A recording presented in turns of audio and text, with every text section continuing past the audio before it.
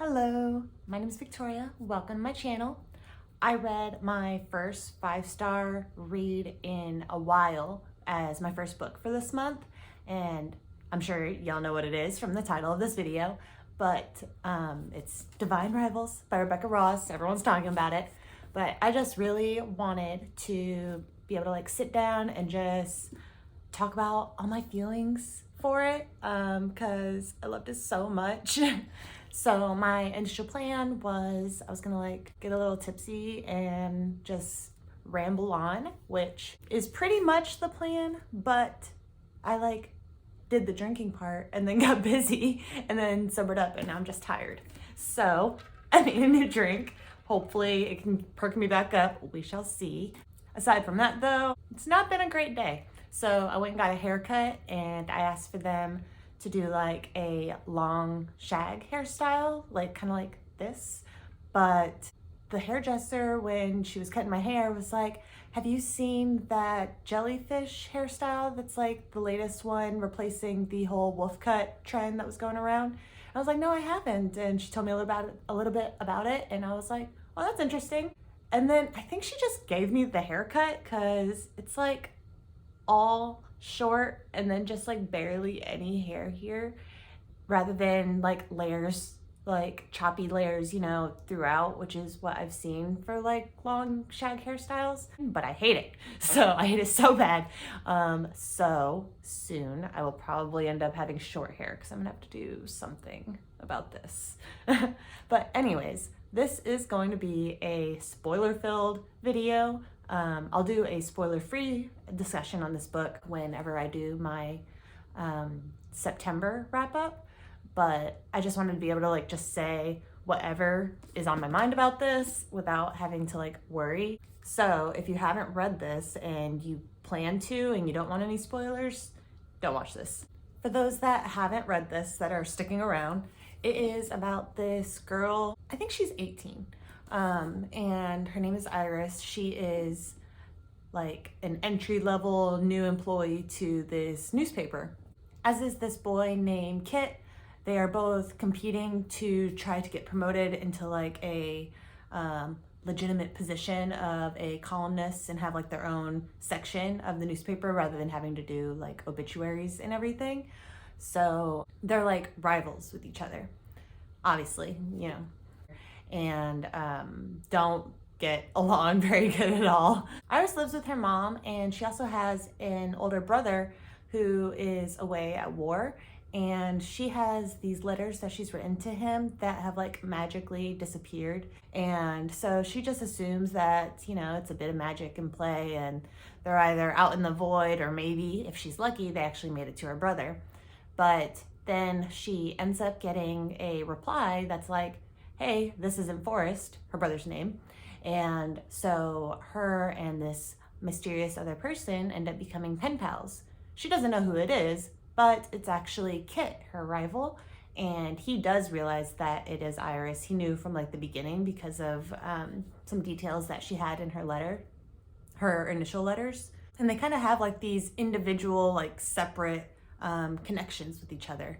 Over time, she starts to really feel close to the pen pal that she's writing to, and be able to say things with him that she's never been able to say to anyone else, her secrets and her feelings and everything. And then with Kit, her coworker, she just feels a lot of competitiveness and respect for his skill, and anger-inducing conversations. It's just a lot of high emotions, I guess, when it comes to dealing with him in person. Well, her mother ends up passing away, and dealing with that, she ends up losing the competition in order to become columnist. And so when she's realizing that she doesn't have any family there with her, her only family member is her brother, who is gone and she hasn't heard anything from and doesn't even know if he's still alive. And then now she doesn't have the job that she was working towards. So she's what am I still doing here? So she decides that she's gonna go to the war front to go hopefully find her brother, but also she's going to be going as a correspondent, writing for her newspaper, it's the rival newspaper to the one that she was initially working for. So she ends up going 600 miles away to go be at the war front, and Kit ends up following her, and the romance ends up developing very wonderfully from there. It's super emotional, and I loved it so much, and the ending was heartbreaking, and I just need to talk about everything. So initially when I heard about this book, I had no interest in picking it up because the time period is not one that appeals to me really at all. Generally, I am very much like, I want my fantasy characters packing their bread and cheese and like, like swords and all that stuff. So this being typewriters and guns and bombs and stuff, I'm like, that's not really my thing. Like, there was that book Sabriel by Garth Nix that I heard amazing things about. I have no idea what it's about anymore. But I tried reading that. Moment I saw a gun being mentioned, I was like, this isn't for me. And I just DNF'd it. But I gave this one a shot. And I am so glad I did. Like, it was so good. I didn't even have to stick around and be like, okay, I'm gonna give this a shot because it's super popular. Beginning to end, amazing the entire time. I was so hooked. There was one little scene where for like 1 minute, I was like, oh my God, is she gonna be like this dumb stereotype of a character, like doing this thing that always happens? But then it went away and I was good. But yeah, so whole thing, perfect, beautiful writing. One thing I really liked was like the history of the relationship between Kit and Iris. Like, she could have gone down like a miscommunication trope direction, and I feel like a lot of us most of the time are tired of that. A lot of times it's not done well, or we're just like, y'all could have just talked and like none of this would have been an issue.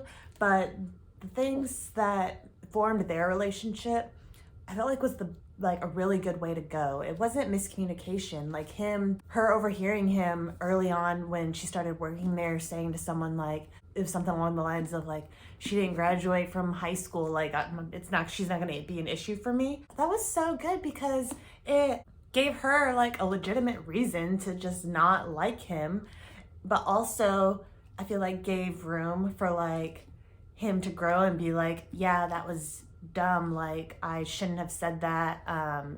I don't feel that way anymore. Like, I really respect like the work you do, and even aside from that, I have no reason to like even be saying those things. Like, the choosing to go with like, yeah, he did this thing, rather than it being a miscommunication, I felt like made it feel more real, but also like understandable, whereas like, rather than just being like, if y'all just talked, because this is one where like, you can understand why she wouldn't want to talk to him if he said something like that, he's not going to be like a friend, you would think. I mean, it forms really well. And another thing that adds on to him like being able to make up for how he acted when she first met him is we don't see him being a jerk like that throughout the book. Like, right when he's like started to see her writing, like when we start the book, he's already seeing how talented she is and has started to acknowledge her, and like all that happens between them is like some snarky office like comebacks at each other, like some attitude, he doesn't do anything like actually bad to her in the book. So it's easy, I guess, for us as the reader to be like, well, definitely he doesn't feel that way anymore, Sidestepping for a second away from like the relationship stuff, the fantasy elements of this story was an interesting mix, because most of it I feel like is like a historical romance, and then the fantasy elements that we get is just like they're magically connected typewriters, and then the actual war itself, how it's between the gods and like with some of those magical creatures and everything.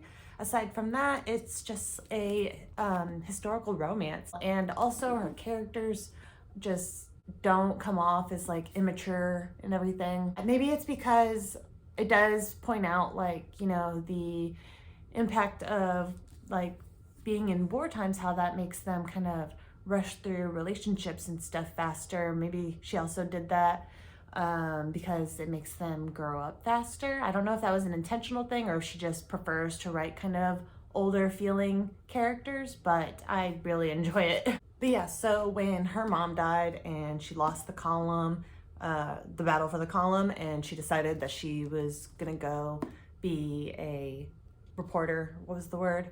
I don't remember. But anyways, I was so worried when she went to go do that because, you know, Kit was engaged to that one chick. I don't remember her name. I just remember that she was making those things that looked like bombs. And I was so worried that when they were doing their letters back and forth, when they were separated, it really felt like he was gonna go through with it. And I was like, oh God, this is gonna be so painful. Please don't. Yeah, so I was kind of anxious, you know, that he was actually gonna go through with it, with what his dad wanted. So it was a total surprise for me when she looked out and saw him out in the field coming to the bed and breakfast. And I was like, oh, thank God. I don't know why that was such a surprise for me. When he said that he wasn't gonna be able to write her for a little bit, my first thought was, oh God, is he getting married and they're like going on their honeymoon or something? I totally did not think that he was just gonna like show up there, and I feel kind of dumb for that. I probably should have saw that one coming, but I was so happy. Something that I think Rebecca Ross did in this book, that even though I've read a lot of fantasy books that have like wars going on in them, a lot of fantasy romance too that have wars going on in them, is, I don't even know if I worded that right. Something I've seen in this book that I didn't see in those is the high impact like action scenes, or like the tension filled ones. This book did such an amazing job at the emotional connection that forms from those things. Like when she first saw him and like tackled him to the ground and they were frozen there, like waiting out the creatures that were flying in the sky, waiting to like drop bombs on anything that moved. That was so tense for me. And then they actually got closer from that, and it was like a realization moment for her to realize like that she actually cared about what happened to him, and that was really cool to me. And then, you know, whenever she was actually gonna volunteer to go and he's like, no, I'm going with you, you know, there's scenes like that in other books, but somehow it just felt different in this one. Maybe it's because it felt like a real war rather than a fantasy war that it kind of hit harder, for me at least. But of course, the biggest impacting like action scene for their relationship, in my opinion, is when he saw that bomb go to the ground and took her by the collar and like threw her around the corner of the trench, and then like couldn't get around it himself and took it.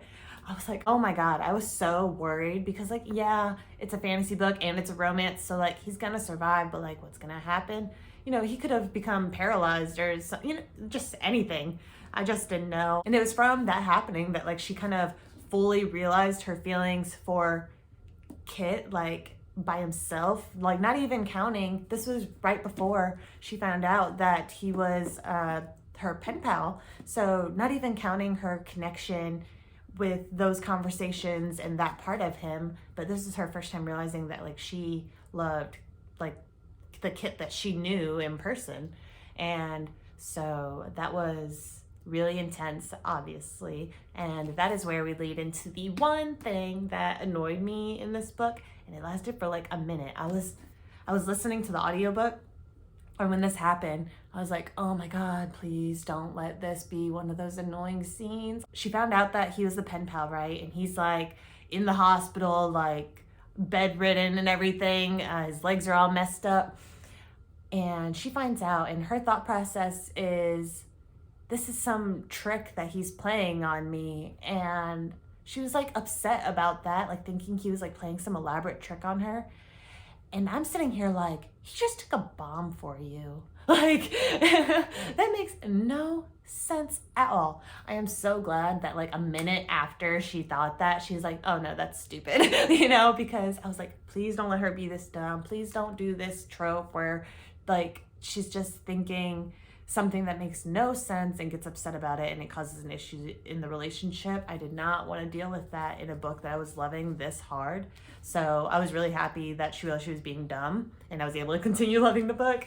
But so when she did that, I was like, that makes no sense. He just took a bomb for you. If you had thought this, like if she had found out about him before he took the bomb and thought that, I could understand. But like her, if she was like actually full on thinking that he was playing some elaborate trick on her that involved leaving his fiance and his job and going like 600 miles to go outshine her again, and then follows her to the war front and takes a bomb for her. I'm like, come on, you really think he did all that for some elaborate trick? That makes no sense at all. So once again, I was so relieved that right after she stopped with that nonsense. Once, they were both like, yeah, we love each other. I like how Rebecca Ross emphasized the impact that war can have on relationships and everything, with how they decided to go ahead and like get married right then, because they're like, we could literally die today, because these other books, fantasy books with romance subplots and everything that I read, the relationships in those move fast as well. And it wasn't until reading this one that it really hit me like that can be like the big influence. I feel like these other books, I don't know if they do it intentionally because of the war. I kind of doubt it. I think it just kind of is the normal for it to be like a quickly progressing romance. But I haven't really read another one that really showed, yeah, like, let's move quickly because otherwise we might never get to that point with each other because we might be dead, So that was kind of impressive to me. Although it did seem almost like convenient timing that their little town was attacked the day of their wedding. Maybe it would have wasn't it the day of their wedding? I'm pretty sure. I think maybe it would have been a little bit more, or like more subtle, I guess, if it had been like at least a few days or something, because for them to like have their wedding and then that day they like get attacked and get separated and stuff, I was like, come on. But if I'm wrong about that being the same day, let me know. That was just how I remember it. One thing I noticed about her writing though, and I don't know if this would be considered a flaw or if it's just a specific style, is I felt really connected to these characters, but I did notice that during the few times that something like their hair color would be mentioned, I'd be like, oh, that's their hair color? I don't think that she does a lot of like physical descriptions. Either that or they just passed me by, but I don't really remember a lot of physical descriptions. But I did feel like I got to like know the characters really well, like truly feel their personalities and stuff. So I think it's just like a difference on like what she emphasizes when she's describing the characters. And I would rather get to know the character rather than get to know what they look like. But it was interesting to me noticing that I would be like surprised whenever I saw a piece of information about like what a character looked like and stuff brought up, and I was like, oh, I didn't know that. But yeah, that scene when their village or their town or whatever it is got attacked with like the chemical warfare and stuff, it was like a light bulb moment, and I was like, how did I not see that coming? Because he said bomb looking things and then she said laboratory, and I think they even mentioned, that it wasn't a bomb or something. So I should have thought. But when it happened, I was like, oh my God, and I did not know what was going to happen with that. And so the whole thing, like with her brother coming to save her and impersonating Kit and then making her leave him in the gas, and he has like blood coming out of his face and stuff and like can't walk and everything. I cried a little bit, just a little bit. I was driving for work listening to the audiobook, so I couldn't cry a lot because I need to be able to see where I'm going, but I did cry a little bit. And that was rough. And then it just got worse and worse, because then we like finally are starting to not be pissed off at the brother because he's explaining what he's been through. And he's like, yeah, I was fighting for Enver, and then I got like mortally wounded, and I was at the hospital when we got attacked. And since I was not gonna make it anyways, they were gonna leave me, or they left me. And then what is his name? It is Dacre, I think. But so that god saved him with magic, And by doing that, basically like enchanted him to where he had to work for him as like a blood debt connection thing, and he didn't like have a choice. And so he was like enchanted to do this stuff and work for like and fight for the other side. And then we find out that he was at the trenches that Kit and Iris were at when that bomb went off. He could have been the one that threw the bomb. And oh, and then he saw the locket and knew that his sister was there. And like, then he doesn't know, did he kill his sister? You know, like, that was so emotional for me. And so he has this locket. He's hoping she's alive. He's deciding he's going to do everything he can to save her if she is. And he manages to like fight off this enchantment enough to go and do this. And that's why like he basically could only do like one job, you know, like he had to put all of his focus into that and wasn't able to like really detour and stuff. And so that's kind of why Kit got left. At least that's how I interpreted it. I suppose it could also just be like fear of being found by Dacre. It's probably a mixture of the two, unless I was just totally wrong about the enchantment. But yeah, I took it as he was like enchanted but managed to fight it off enough that he was like, my mission is I have to save my sister. And so yeah, that was really emotional for me. But then when they go back for Kit and he's not there, like we learn about that stuff about the brother. I think it was after they went back for Kit. And so then we're like, oh my God, Kit was over there. Like, is he dead? Did he escape? Is he caught by them? And he was caught by them. And they're like wanting, Dacre is like, oh, we've never had I can't remember the word, but basically reporter. Oh, we've never had a reporter on our side before. And it, oh God, I like him so much. And now he's going to be like enchanted to the other side and everything. So you just know that the second book, he's going to be like her enemy, basically. She's going to be like fighting against him while like hoping to save him. That's how I'm picturing things going. It's going to be like, it's going to feel so hopeless and it's going to be so painful, and I can't wait. And then also, like, what, for those that have read it, what do y'all think is going on with the brother? Because he was saved by Dacre's magic, right? And as part of that, I think he was enchanted, because to repay that, he was like indebted to like have to fight for him and everything. And so when he left to go save Iris, I think that is why he's like having blood come from his chest from old wounds from when he was like mortally wounded and everything. Like they're healed wounds and blood is coming from them. So I think him leaving his post and going to get Iris, I think it's gonna kill him or come really close. I think he's dying from leaving where he's supposed to be.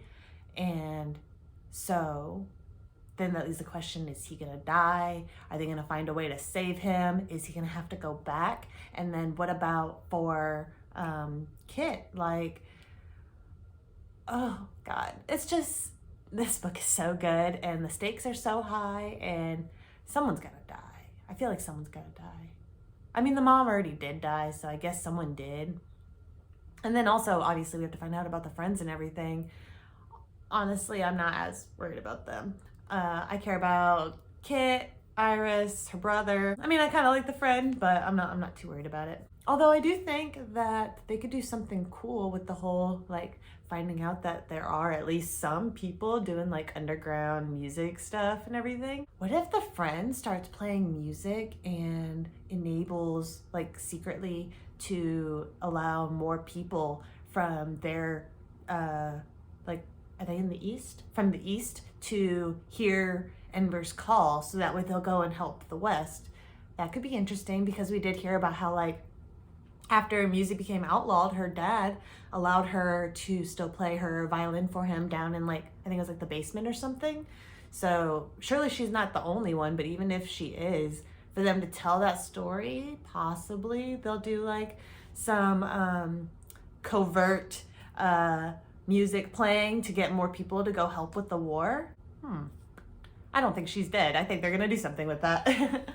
But yeah, this book is definitely giving like love conquers all vibes. So definitely his willpower and love for Iris is gonna help Kit fight off whatever enchantment is gonna go on with him. I can feel that for sure. I'm sure it won't be like a perfect fix and they'll have to do some more stuff because of like the whole her brother, you know, having the bleeding and everything. They'll for sure have to do something else, but for sure, love conquers all. That's a theme here. I just realized she left her typewriter at the bed and breakfast. I for sure think that somehow they're gonna end up with their typewriters again and still write letters. I feel like that is gonna stay a part of this series. So somehow she's gonna end up with it back. If Kit is in the town where both of their typewriters are, I wonder if somehow he's gonna get the typewriter back to her so that way they can talk even though he has to stay there and do whatever he has to do for that god. I can't remember his name. But what if he writes letters to her about stuff that's going on before he writes his propaganda stuff for that god, so that way it can be like counteracted or something? That could be interesting because I'm sure like, you know, he's gonna have to do what he's told, but maybe he has like some other, like at least a little free will where outside of doing what he's told, he can do other things. So writing a letter to her might not technically break any rules. I don't know, but that could be really interesting. I definitely, like, there's no way that this series isn't gonna have more letters, you know? It's like the foundation of it. They're gonna need some way to combat the chemical warfare, and Kit knows who made them because it was his fiance and her dad.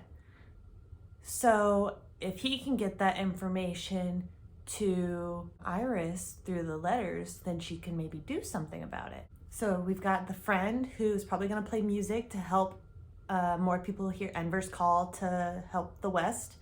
We have Kit, who is probably going to be doing enemy side propaganda, but also possibly writing letters to Iris that may be helpful, including stuff involving the chemical warfare, since I think he, as far as I remember, is the only one on the like good side that knows who made them. Ooh, I wonder if the counselor or whatever, I wonder if he's on Dacre's side, because this feels like more than just not wanting to get your side involved by having all these rules. Like by not allowing music, you're not just not getting personally involved and like sending people to help, you're not allowing people to make that choice on their own either, I feel like. So I wonder if he is on Dacre's side, and that is why he's so strict about like what people aren't allowed to say in the newspapers and not allowing music and all of that. Although it does kind of work, I suppose, just to be like, yeah, people don't want to think about things that aren't directly affecting them. So it could be either way. It could just be face value, people don't want to get involved, or it could be something more insidious. I'm not sure yet. How do I think this will wrap up? Because I do think this will just be a duology, I think. It's giving that vibe. I feel like we're basically just in for a big battle. And obviously the heartbreak between Iris and Kit. But I honestly don't know. I can't quite picture in my head the actual like how the war will come to an end. I have all these other like ideas of things apparently, but not for like the actual ending. I don't know. But I am so excited. I can't wait. I need it now. But yeah, so I hope no one that hasn't read this but plans to stuck around, because I went through like all the spoilers. If you did, I'm kind of sorry, I guess. I did warn you. But getting to talk about this book did make me feel a little bit better, and so did this. We'll see how I feel in the morning about this whole mess. Thank you guys so much for watching. Bye.